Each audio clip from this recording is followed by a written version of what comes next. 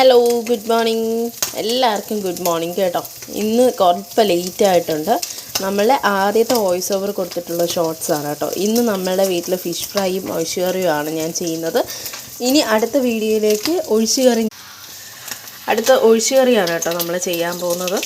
നമ്മൾ കടുകിട്ട് പൊട്ടിച്ചിട്ട് പിന്നെ അല്പം ഉലുവ ഇടും കേട്ടോ. ഉലുവയിട്ട് കുറച്ച് ഉലുവ ഇട്ടിട്ട് നന്നായിട്ട് മൂപ്പിച്ചെടുക്കുക. നന്നായിട്ട് മൂത്ത് വരണം കേട്ടോ. ഇപ്പം നമ്മളുടെ ഫിഷ് ഫ്രൈ ഒന്ന് റെഡി ആയിട്ടുണ്ട്. കോഴിയിട്ട് നെക്സ്റ്റ് ബാച്ച് ഇടട്ടെ.